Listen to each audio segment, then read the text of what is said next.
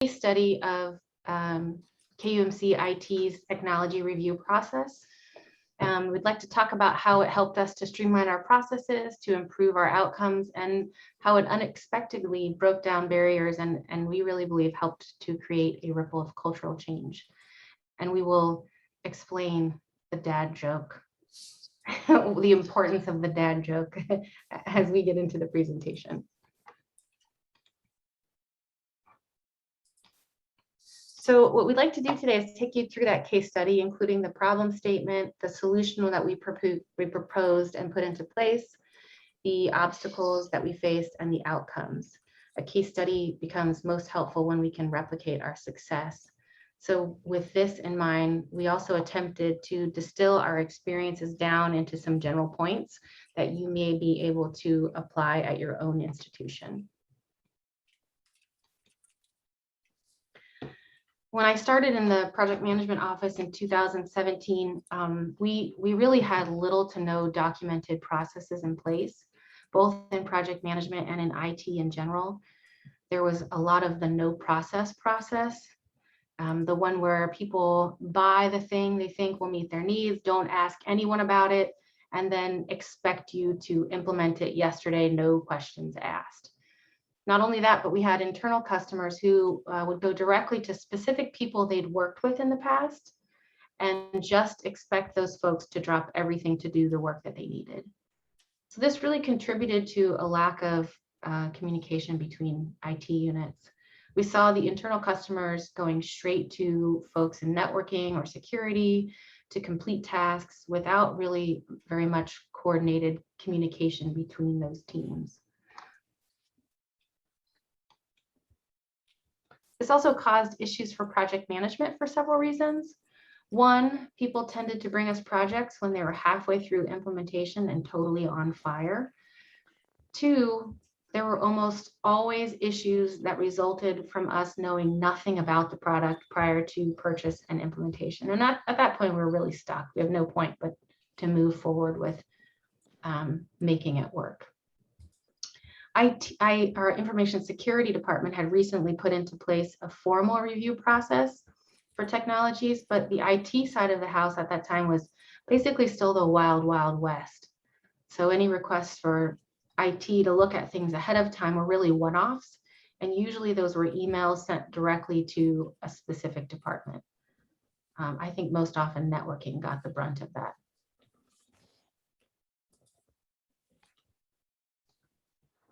So because of this, our internal customers were understandably frustrated and resentful. It was unclear to them what the starting point was, who they should go to for help, and in what order they contacted those folks. So that's our problem statement. You're probably still wondering what the heck dad jokes have to do with any of this, and we will get to that. But until then, we thought as a teaser, we would share with you a dad joke between each section of our presentation. And these, and it'll all make sense at the end. Why did the sea monster eat 27 ships carrying potatoes? Because you can never eat just one potato ship. And dad jokes should really kind of be a joke that make you laugh and groan at the same time, right? So hopefully that's the reaction that gets. I've heard all these jokes and I still laugh at them each time. To address these issues, we knew we needed to have the subject matter experts in each of the key areas meet together to discuss these technology requests. We wanted to get all of their expertise together in one room so everyone knew what projects were slated for the near future, to raise concerns before new technology was acquired, and to improve collaboration between the teams. We started by scheduling our meetings at the same time each week to establish a routine for the team. We included people from all the departments who were regularly involved in the technology implementation projects. We wanted to keep the team relatively small to encourage open communication. It was important to have a consistent process so everyone in the team knew what to expect and what was expected of them. This included having either the project management office or the software asset management team present the new technologies using a standardized documentation format. We also created a formatted OneNote page in the project site for the team to use to provide feedback, allowing them to document their questions and concerns prior to the meeting.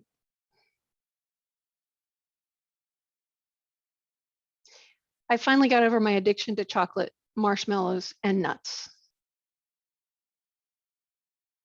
I won't lie, it was a rocky road. I feel like all of those should come with a little wah, wah, wah immediately afterwards. So even with the best proposed solutions, there are always obstacles, right? Some we were able to anticipate, while others required that we adapt our strategy. Traditionally, the IT directors have participated in all the discussions about these products and projects, which created a culture of top-down decision-making and a reluctance on the part of the subject matter experts to contribute. You don't really want to tell your boss you disagree in a meeting with a lot of people. Our goal was to create a process where the subject matter experts who are involved in the technology implementation are directly consulted before the technology is acquired. Creating a meeting format where the directors were not present removed organizational hierarchies from the equation and allowed for more open discussion of the issues. So we talked a little bit about issues with communication and the frustration it caused in our problem statement. Everyone was really fed up with that no process, but specifically our IT teams were frustrated about the lack of information that they were getting. They felt rightfully so like work was consistently being dropped in their laps with no warning and no technical documentation to guide them. So one of our main initial goals was to make sure that we had a better understanding of why the internal customer needed the solution, and that we were collecting and presenting our IT teams with technical documentation up front so that we could identify issues before we were too far down the road. And like, you know, in the initial problem statement, everything's on fire and everybody hates everybody. So to this end, the project management office developed a business case to gather information about the business need from the internal customer. And we also coordinated with some of the ITIS directors and managers to build a technical questionnaire for the vendor to complete. This allowed us to ensure we were asking a standardized set of questions.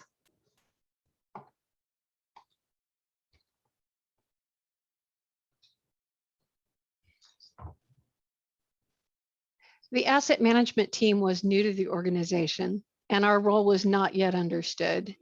By including the asset team in IT review, we were able to demonstrate to the subject matter experts the value that asset management can provide. In addition, feedback from the team helped improve the software and hardware intake processes and allowed the asset team to provide internal customers with better recommendations as they evaluated IT solutions. So because IT was used to the wild, wild west, initially we had some difficulty working with IT teams who might have questioned this structure we're trying to get in place. I mean, we'd gone a long time just trying to get things done. So it was really important to us that we found ways to ensure that everyone saw the value in what we were doing and became invested in the process. It was common for departments to identify and purchase technology solutions without contacting IT until they were ready to go live. You know, I need this Monday, how come you can't implement it right now? Some of the solutions they selected were not supportable, and often their timelines were simply impossible to meet. Our goal was to document the process as it needed to be, so internal customers understand best practice and how to improve collaboration in the future. They know where to start, who to talk to, and we simplify it for them so they can alleviate that frustration they felt.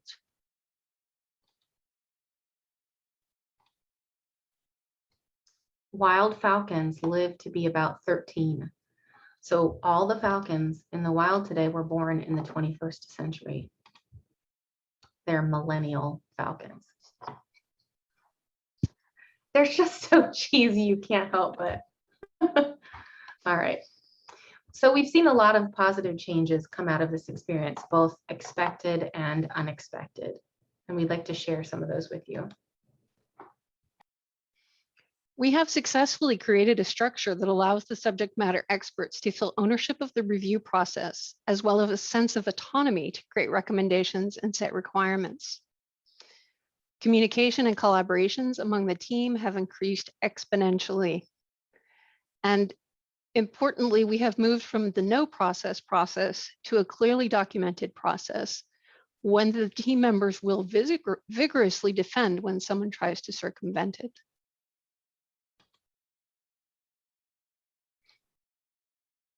Previously, decisions were deferred to IT directors, and the subject matter experts just had to make it work. IT review shifted the responsibility for technology reviews to the SMEs while creating an escalation path to handle exceptions if needed. These changes allow the subject matter experts to set requirements and supportable standards. This allows us to tell our internal customers in advance what technology will work and what won't in our environment.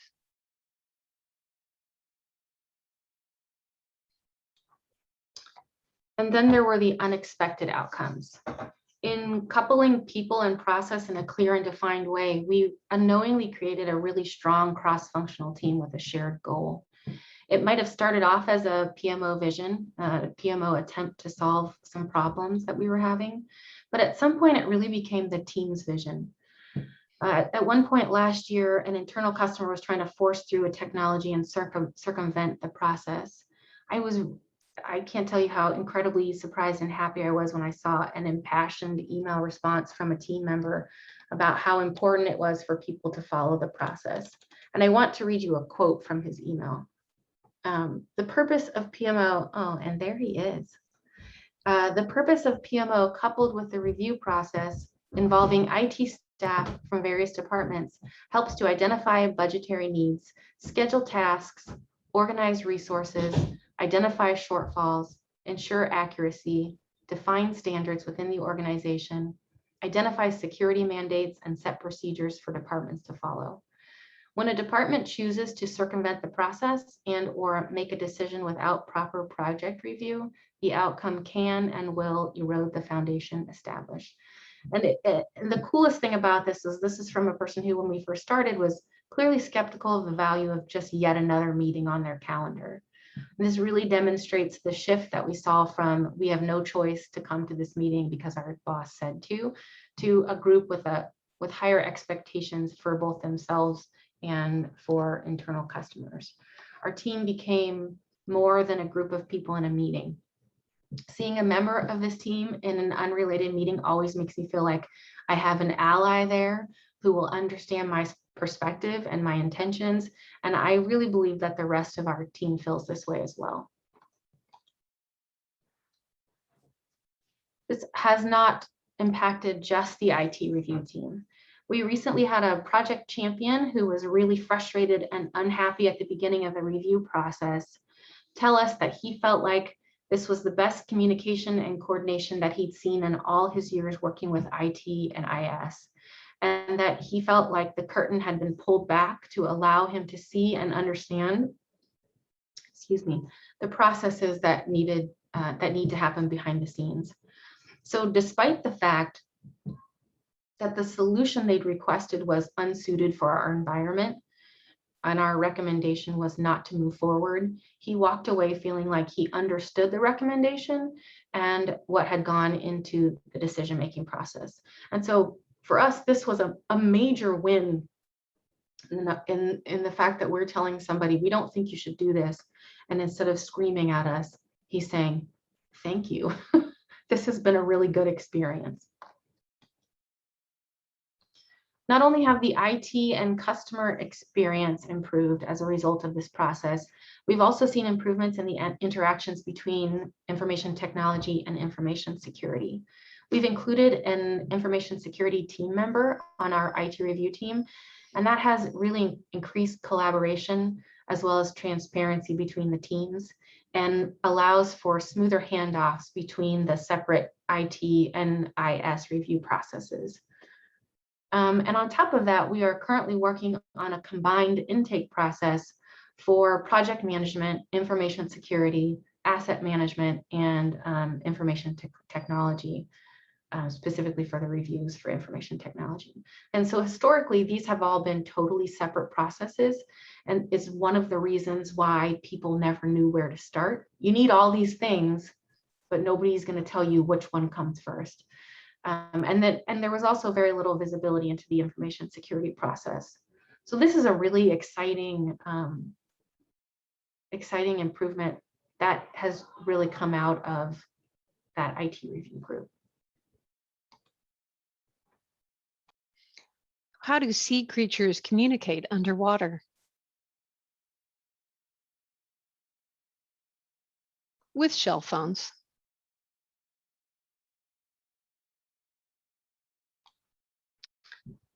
So what's the secret sauce? How can we make this happen again? And how can you make this happen at your institution? I'm giggling over the feedback on the dad jokes. It's important, don't make the team too large. The larger the team, the more difficult it is to build a sense of community and the harder it is to get things done. You've all been in meetings where they're really large and no one wants to commit to anything. Keep it relatively small. You can invite additional people for individual projects if you need their expertise only occasionally. Make sure leadership is on board so they don't feel as though you're circumventing their authority. Make sure they understand why you want their staff there and that you will continue to communicate with them. So none of this is a surprise. And make sure everyone understands why they are there and what you're trying to accomplish.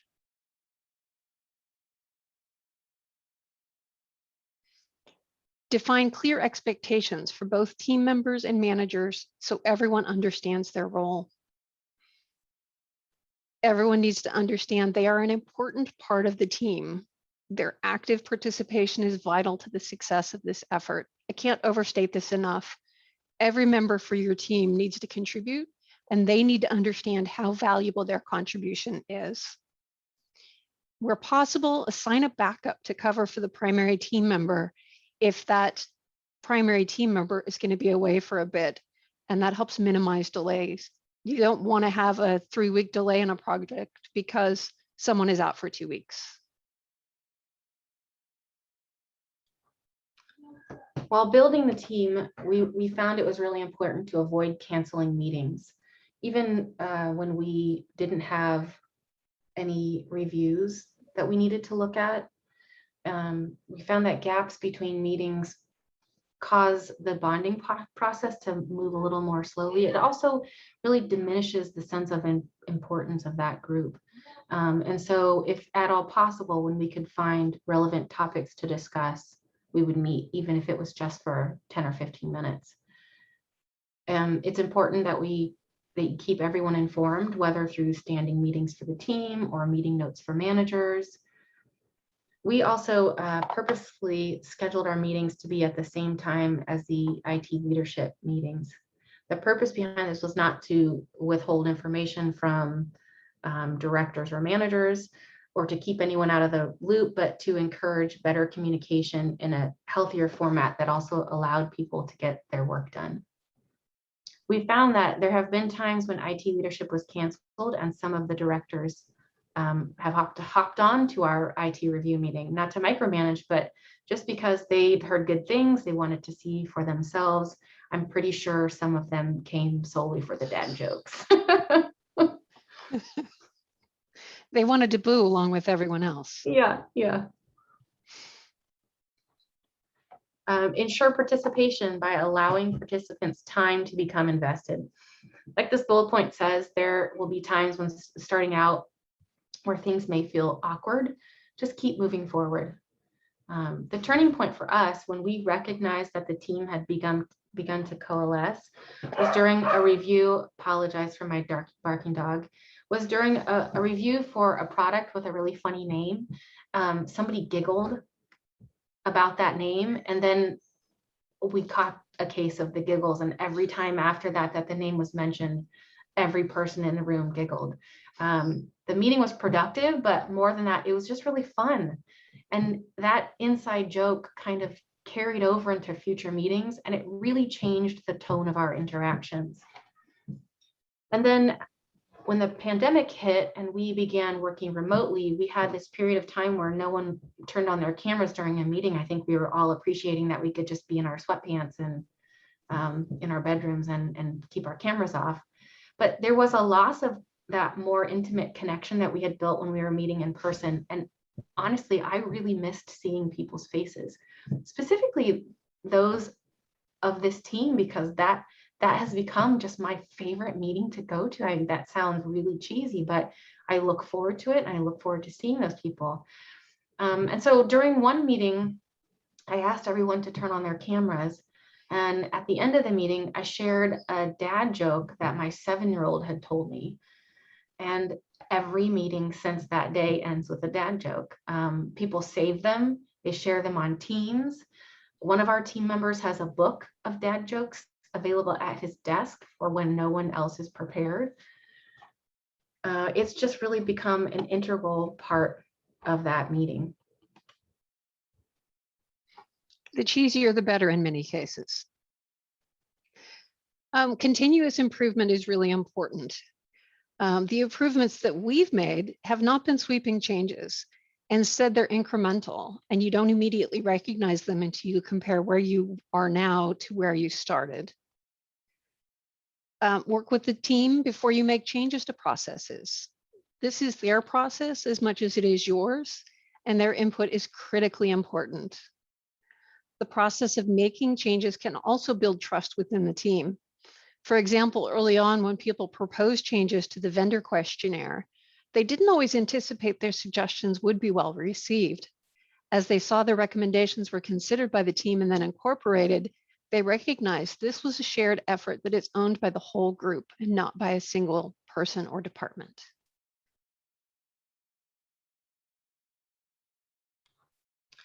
Look for and celebrate the unexpected benefits. As I mentioned earlier, going into a meeting and seeing other IT review team members, it really just automatically makes me feel like I'm not alone. I'm part of something bigger. We're happy to see our team. We're happy to see our support system. These are people that know me.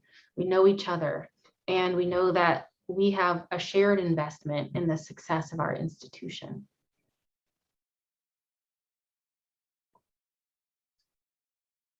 And I know sometimes you may not have time to read all the points on the slide before we move on. So I do want to mention that if this presentation isn't available already through CHEC, please feel free to reach out and we'd be happy to provide a copy.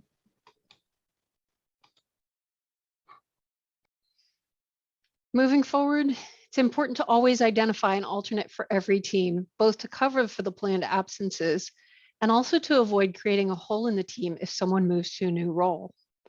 For example, Jessica accepted the position of Director of Enterprise Project Management Office earlier this year and no longer attends the IT review meetings, except when she does pop in to contribute, or because her meeting got canceled and she'd rather hang out with us. They kicked me out. Because we had 2 people leading the team and presenting reviews, we were able to continue our regular meeting schedule while the project management office works to fill and onboard a new business analyst. I'm not sure how we would have, it really made it a much more seamless process. And everyone just said, yeah, we have a job to do. Let's continue doing it. IT review has also strengthened an interdepartmental mindset that creates additional opportunities for cooperation. As Jessica mentioned, IT and information security working more closely together. And in fact, the enterprise project management and office and I have been working on shared processes to improve information sharing on projects that we're working on together, and importantly, to avoid duplicative work. Look for opportunities where it wasn't always possible before, because once you build that interdepartmental team, it will sort of, it's like tentacles, it spreads out and it's easier. I can now go to some of these team members that I wouldn't have been able to before. And we have that shared understanding that we're trying to move everything forward.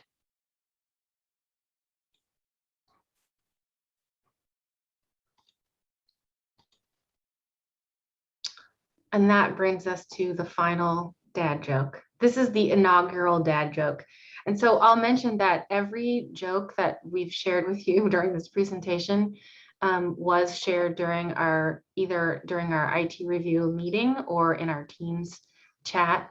So these are all, I can't tell you where they all came from, except for that they came from team members. I can tell you that mine are either came from one of two places: the internet or stolen from my first grader who seems to love these kind of cheesy jokes. And so this was the joke that started it all.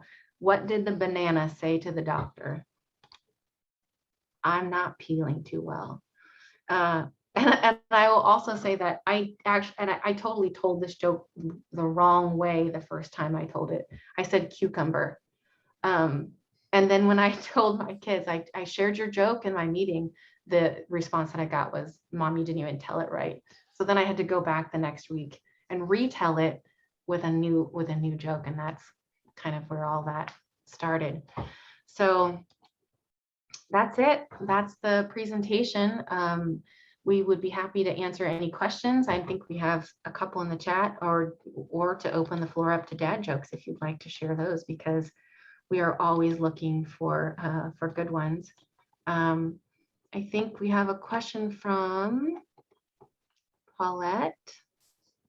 What tools did you use to facilitate communication? We did use Microsoft Teams. We didn't start off with Teams. Initially, it was in-person meetings, OneNote, and email. OneNote was a really helpful tool. We have a OneNote page for each review that we do, and a formatted template for that page. There's a place for each group that's represented in our review meeting to go in and enter comments or questions or feedback, which we encourage them to do prior to the meeting. And then Microsoft Teams has been something that we've just been using since the pandemic.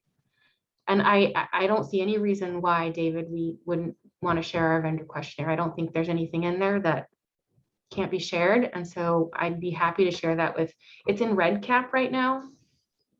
We wanted to put it in a place where there was branching logic. We had it in a Word document to begin with, and that was rough. It was like 8, I don't remember, Dallas, some of the other folks on the call can maybe remember, like 18 pages long, and the vendor had to like scroll through this giant document to find which questions they needed to answer. And so REDCap was really helpful in letting us use branching logic to limit the amount of questions that they see. So I'd be happy to share that link as well as a PDF of the overall survey. Paulette, initially we did meet in person. Yeah. Mm-hmm. We have some dad jokes in the chat, which makes me far happier than probably it should make a grown woman, but I'm going to read them. What did the teacher do with the student's essay on cheese? She graded it. Oh, let's see. What do clouds wear under their clothes? Thunder pants. See, who doesn't love, like, who doesn't? And the IT dad jokes are like a whole new level. Why do Java programmers wear glasses? Because they don't see sharp. It could go on forever, right? Do we have any questions about any of the things that we've talked about, or do we have any of our team members on the call who want to share anything? Or does anyone who's attending have suggestions about things that we can incorporate to make the team even better? Yeah. How do you get it? It's just going to be we're just going to have like 13 minutes of dad jokes now. But that's not a bad thing. No, it's not. But I think a screenshot of tequila. I think you can see that why this just made everything better, right? I mean, it totally changed the tone of our meetings, and like we already liked the people that we were meeting with, And then once we started the dad joke tradition, it was like, gotta get to the meeting to see what jokes people are gonna bring. And then we gotta get through the meeting to our reward at the end, like giving a little kid a treat right at the end of a task. It's these fantastic dad jokes. And it's very much the idea that once you've sort of gotten giggle happy with a group, it's really hard to put your guard back up. Yeah, It's just sort of everyone's on the same playing field, right. and you know that they will giggle, so it's all fine. Right, Miriam, you are right. Team camaraderie is really important. It was essential in getting us all on the same page and on the same team. And I'm glad we had already developed a lot of that camaraderie before we started working remotely, but I still think it would have been possible. I don't know that we would have just out of the blue thought of dad jokes, but really it's huge. They just keep coming and I love it. Are we going to be able to get a printout of the chat from this so that we can share it with everyone? That would be pretty good. Did you hear about the monkeys who shared an Amazon account? They were primates. Yeah. Matt's going to get a printout of the chat. Can we get that emailed to everyone? If not, then I understand. Okay, or you can just send it to me and then I'm going to share. And then Matt, can you tell me, does the presentation the PowerPoint get shared? The recording will get shared to YouTube. And then if you have the slides, we can post that in a central location for the chat conference for all the slides. Okay, good. We did provide this. So our contact information is there. And please feel free to reach out, questions, conversation, brainstorming. We can learn from each other, I think.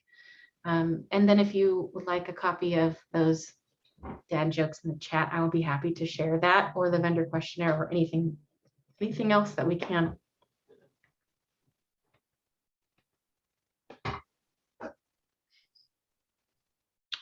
Okay.